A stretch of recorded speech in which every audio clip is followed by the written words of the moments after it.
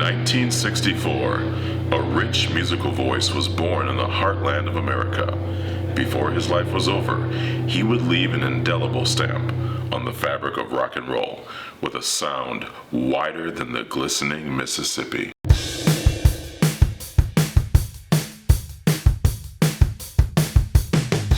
There are three guitar titans in the world of rock and roll: Chuck Berry, Jimi Hendrix, and Johnny Bazooka. And Eddie Van Halen. And that guy that played on I'm Too Sexy for My Shirt, that guy was a monster. Man, his guitar was crunchy, like when a northern pike bites down on spin bait. Johnny Bazooka, he played that axe like a freaking bastard. Like, just brilliant, like nobody else. Before or since. He was a fucking monster. You know, 78 was all about the beer, the music, the rock music, girls. And if you found Johnny Bazooka, you had it all. You're a fan. You know, Johnny was an awesome songwriter too. I've been told Bob Dylan wishes he'd written Hefty Bag Window.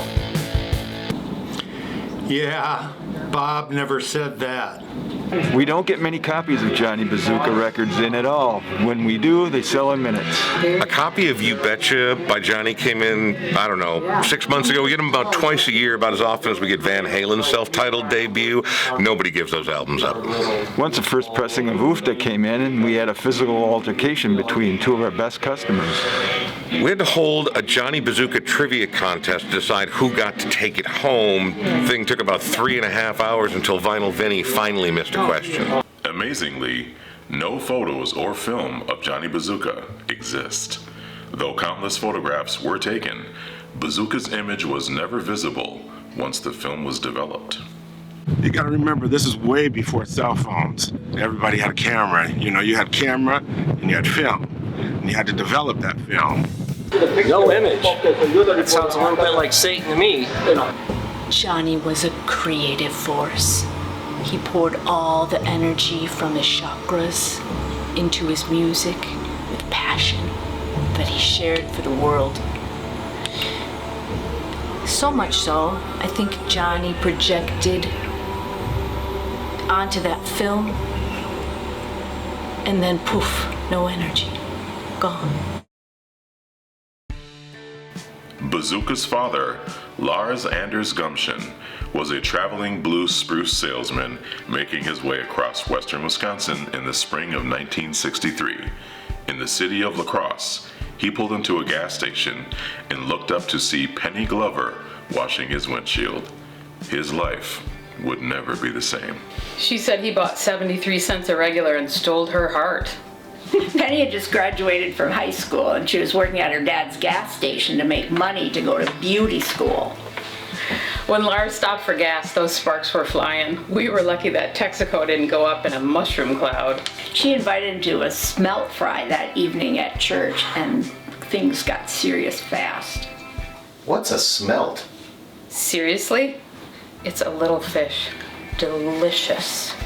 Anyway, by the end of the smelt fry, Penny had netted Lars and convinced him to stay in La Crosse.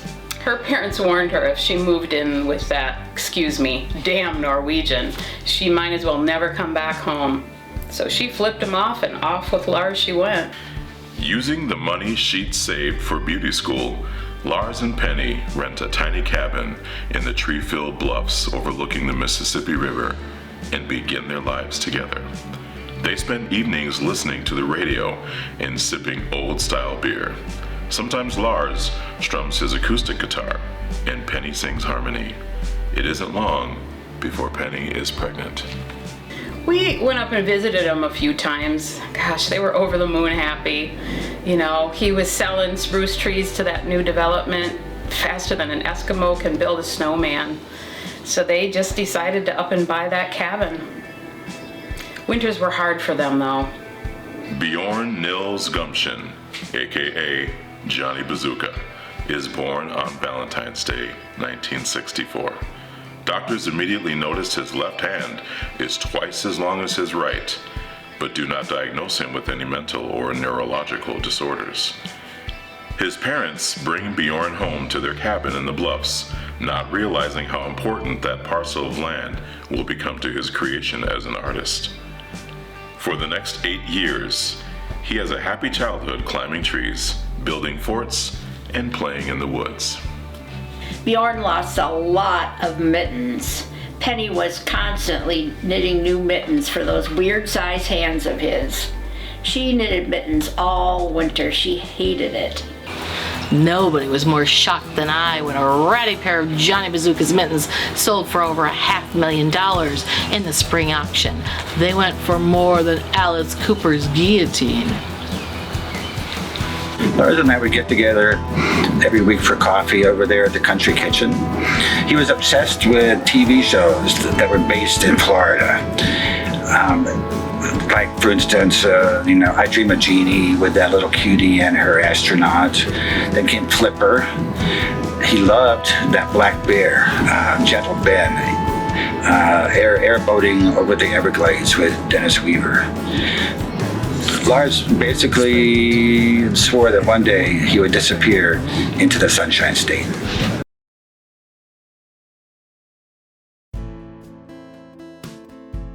On a Friday night, Lars and Penny go out for a lutefisk dinner and leave Johnny at home with a babysitter. It was the last time he will see them. I've been a patrolman for 42 years, and it remains one of the most horrific scenes I've ever come across. Was alcohol involved?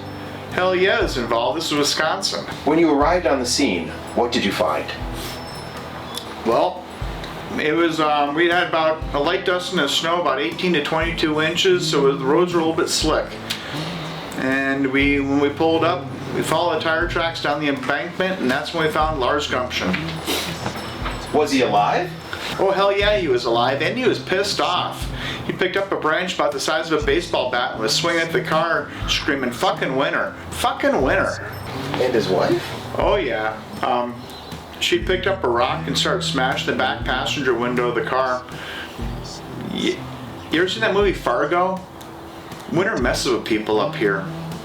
She stopped and looked up long enough to ask, "Is it cold enough for you?" And then she went back to smashing up the car. Yeah. After calling a tow truck to remove the car from the ditch, Officer Parsons sends the two on their way. But Lars and Penny Gumption never make it home. A car, matching the description, complete with a plastic bag being used for the rear window, is last seen at a rest stop near the Illinois border. Officials believe they are on their way to Florida, leaving 8-year-old Bjorn behind as an unwilling orphan. Lars and Penny were model neighbors. I'm just shocked they just disappeared. I was babysitting Bjorn that last night. I never did get paid. With his parents suddenly gone, Bjorn has to grow up faster than other children.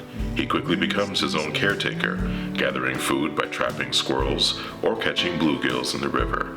One day, he picks up the abandoned guitar his father left behind.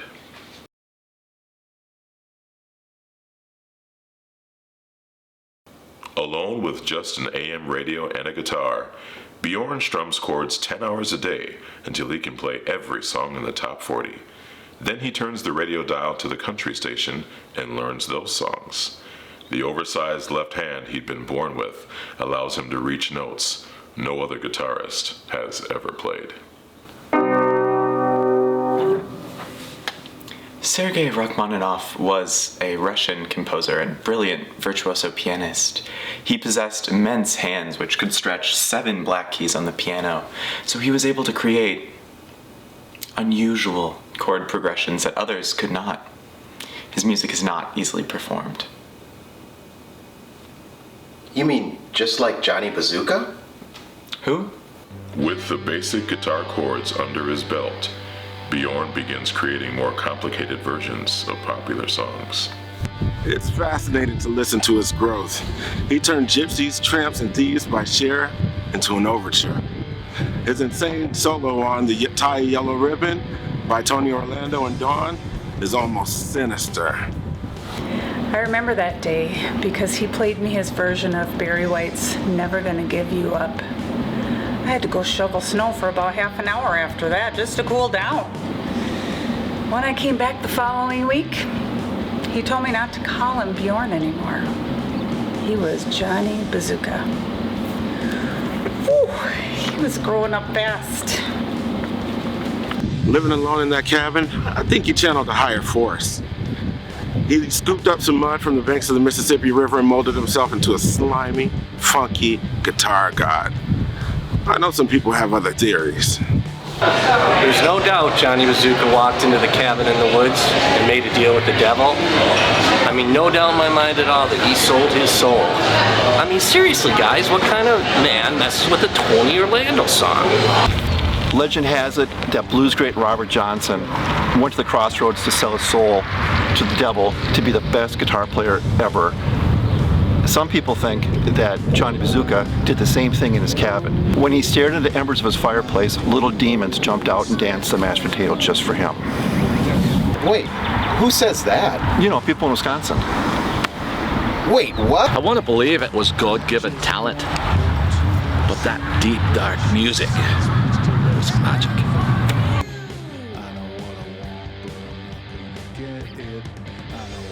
By now, word of the wizard guitarist in the woods has begun to spread.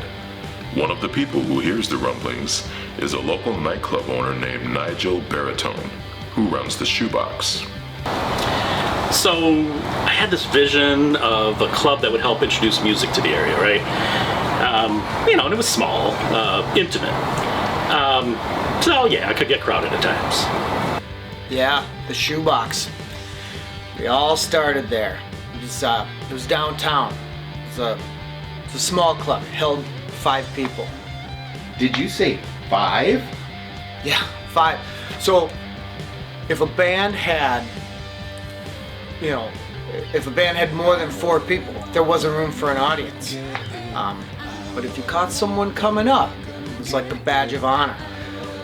When the police hit town, it was Sting, Stewart, Andy, and 2 fans. So, they made T-shirts that said Thing 1 and Thing 2, and they wore those friggin' things all year to every show. The one bastard who saw U2 their first time through town, he was insufferable. Have you ever seen a show at the Shoebox? Oh, I've seen hundreds, but none were better than U2. It felt like Bono was singing right to me.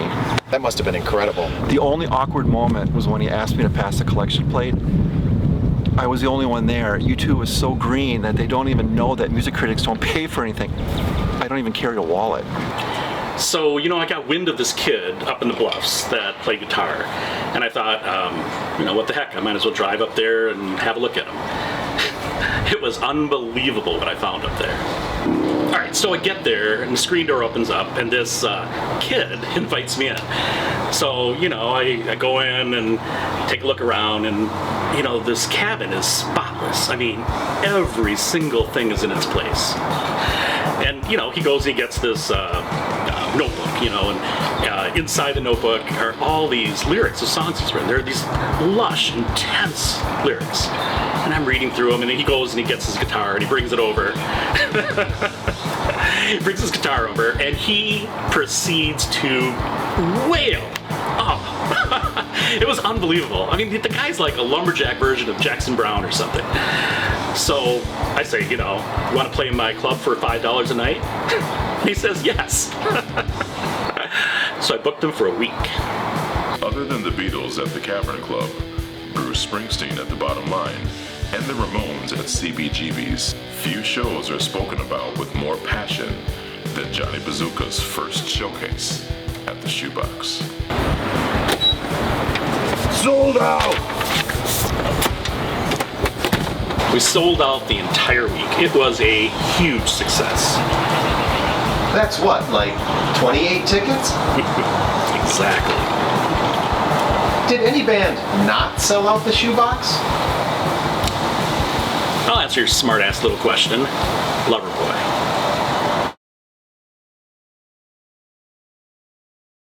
The legend is being written. The 28 people who witnessed the Johnny Bazooka concerts quickly spread the word. They barraged local record store owners for any Bazooka recordings. But, of course, there are none. These rumors reached Slick Ricky Bumpkin, the manager of Scoundrel Records in Minneapolis. I was always on the lookout for new talents. I heard stories about some cave boy with hands like a lemur who swung from vines and played guitar like George Harrison. I mean, if half that shit was true, it was worth a trip down the river. Slick Ricky is impressed and signs Johnny Bazooka to one of the most infamous contracts in rock and roll history.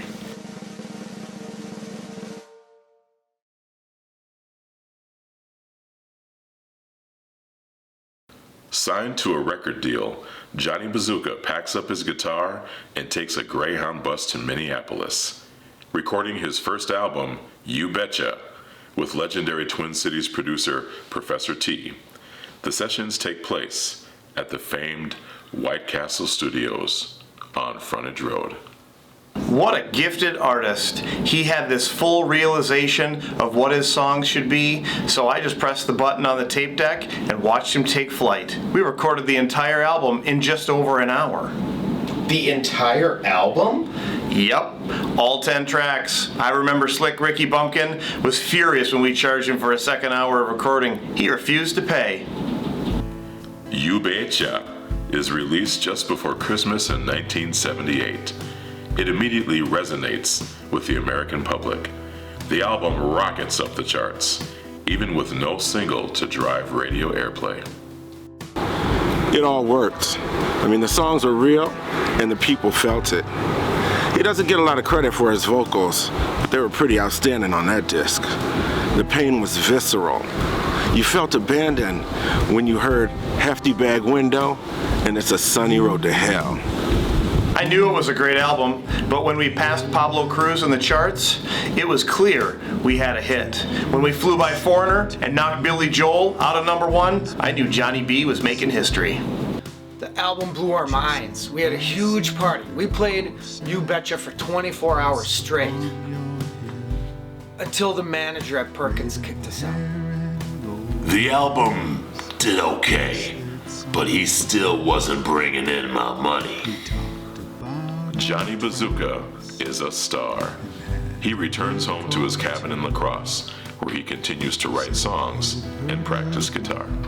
One day, he's listening to the radio and his own song starts playing. He told me he began to cry. That radio was like a little magic box to him.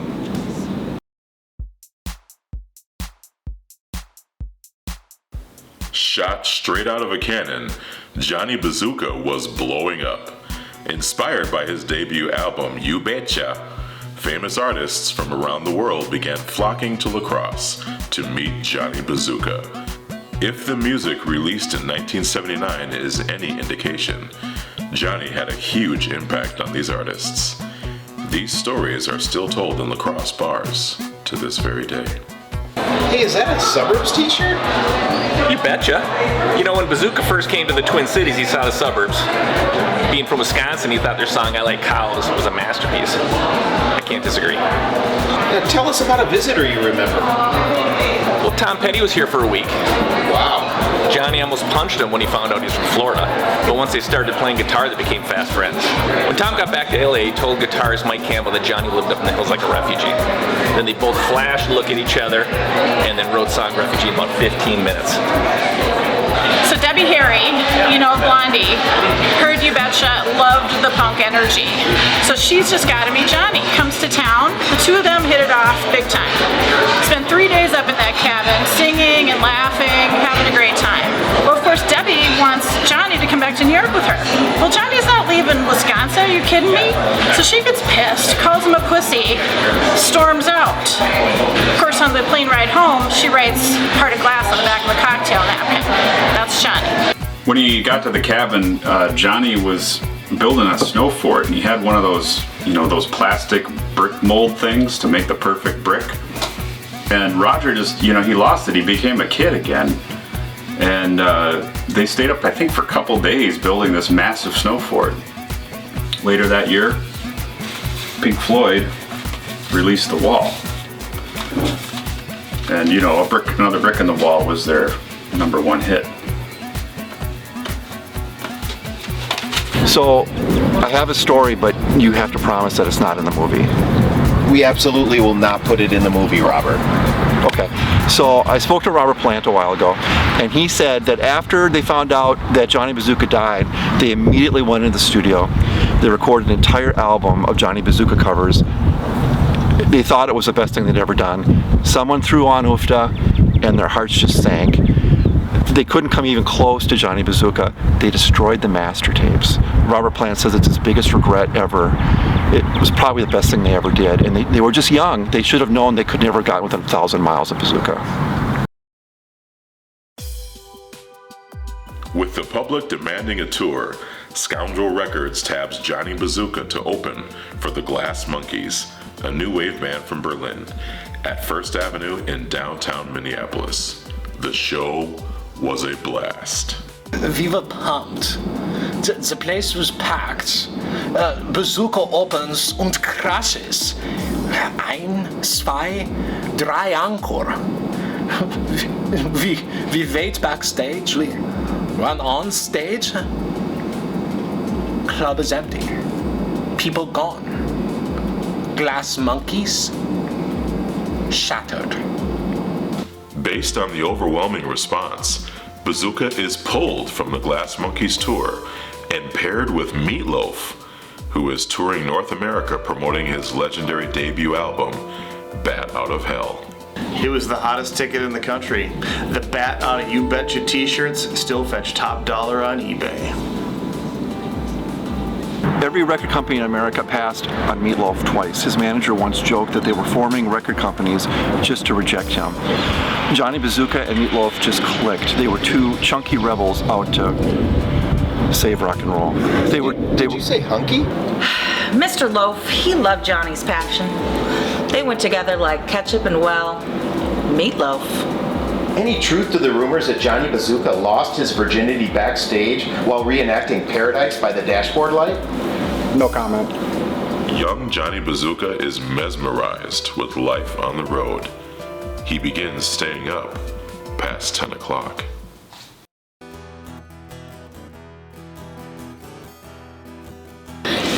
Johnny had never been out of Wisconsin except for to record his album. He grew up on Wisconsin cheese and just assumed it was the same all over the country. Well, it wasn't. He'd heard that Meatloaf made special demands at each venue, so Johnny requested a specific sharp cheddar be delivered every night straight from Perryville, Wisconsin. His parents used to take him on a day trip as a child. They made his favorite cheese curds in the world. His parents had no idea those curds would become his gateway cheese. It was really tough to ship things in those days. FedEx was pretty new. Occasionally the cheese didn't make it to the dressing room on time. Things came to a head in Cleveland. We tried to pass off an Ohio cheddar, and Johnny went berserk. He flung his plate across the dressing room and almost took out Jim Steinman's head.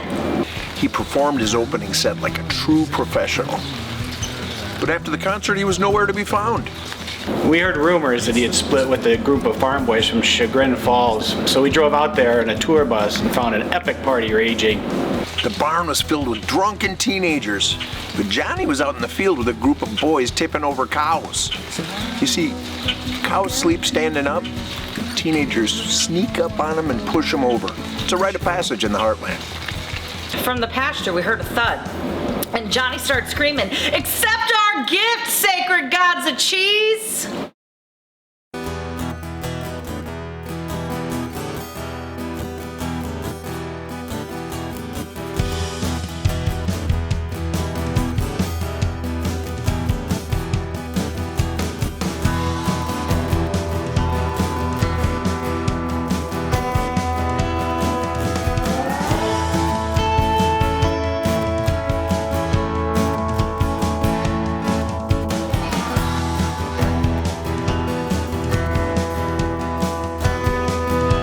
We found the group out in the field, threw a blanket over Johnny's shoulders, and got him back to the tour bus.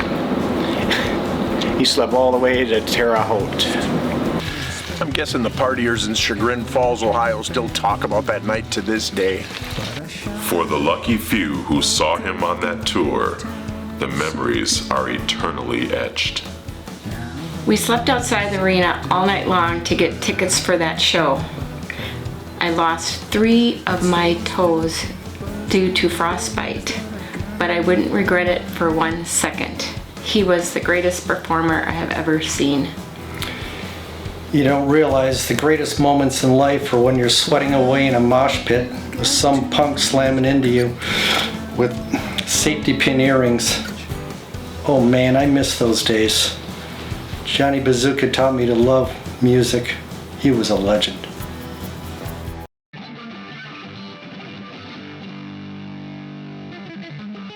The young cannon, Johnny Bazooka, celebrates his 16th birthday on February 14th, 1980. He quickly obtains his driver's license and prepares to record his much-anticipated follow-up album. He gives it the working title of Oofda.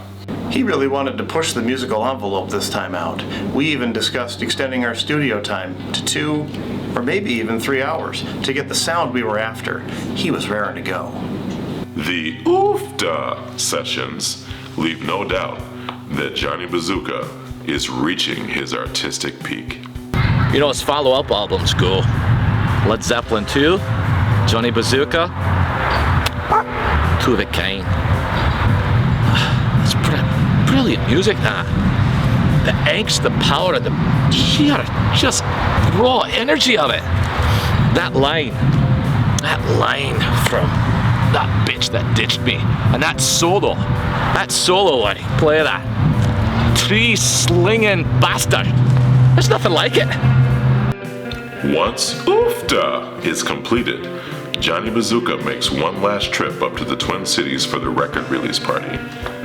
He fills up his gas tank at the Frank station, where his parents first met, then leaves La Crosse at dusk on the spring equinox, March 20, 1980. Somewhere near Lake Pepin, Minnesota, his car veers off the highway and crashes through the ice into the Mississippi River. His car is pulled from the river 6 days later, but Johnny Bazooka's body is never recovered. All they found were tire tracks and a blue guitar pick. Fans refer to it as the day the music drowned. I couldn't get out of bed for a week, but I had to get out to go get Johnny's new album. The line at the Great American Music Store wrapped around the block. She was right in front of me. We were both crying. I guess you could say Johnny B introduced us. We've been married for 30 years. Oofda is released posthumously on April 1st, 1980, and debuts at number 1. Critics immediately proclaim it as the album of the century. Well, most critics. I wanted Bazooka, but wound up with Double Bubble. I wanted You Betcha, and I got Oofda, you know? Despite the tragedy, rumors swirl around the album's release date on April Fool's Day. Magazines are deluged with letters from Johnny Bazooka's fan base, claiming that the car accident was staged and that Bazooka is still alive. It is a myth that persists to this day. I would say the city gets one anonymous tip a month regarding Mr. Bazooka. Some see him on the street or at Batteries Plus. Another guy claimed he saw an old bearded guy walking on bluff trails with a guitar last fall. It never ends.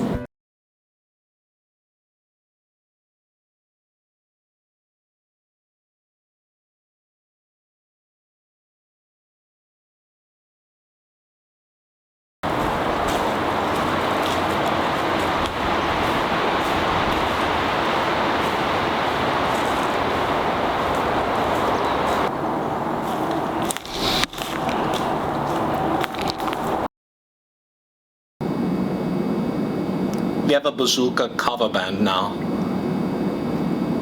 Big Euros. Joke's on you, Johnny. Johnny, we'll always have an open mic at the Shoebox for you. Robert Plant told me John Bonham broke down when he heard Bazooka was gone. Plant suggested they hit the pub and have an Irish wake for Johnny, but Bonham passed. He said he was too emotionally devastated to get drunk. In the end, Johnny Bazooka delivered the rock and roll catharsis and redemption only hinted at by the Beatles and the Stones. Long after those bands are forgotten, people will still be gobsmacked by Bazooka. Teens will still drive way too fast as they crank his tunes, even if they're flying in saucers over post-apocalyptic charred landscapes. People? Of course he's still alive. He's the freaking devil! I think about him just about every day, and then I take my medication. You betcha, Johnny B. You betcha. Bazooka! There are all these years have gone by. I think back to that magic, a couple of years where I knew Johnny and his music and how it inspired me. I think about all the ones we've lost over the years, and it makes me think of what my mum told me when I was just a wee boy. Was like us, damn few in their old deed. Love you, Johnny. People say they can still hear his guitar gripping through the bluffs near his home on a foggy morning. He's around. He'll always be around. A few years after Johnny died, we're sitting in the movie theater watching E.T. and we see his long finger come out with that light at the end. And we gasped. Johnny was an alien.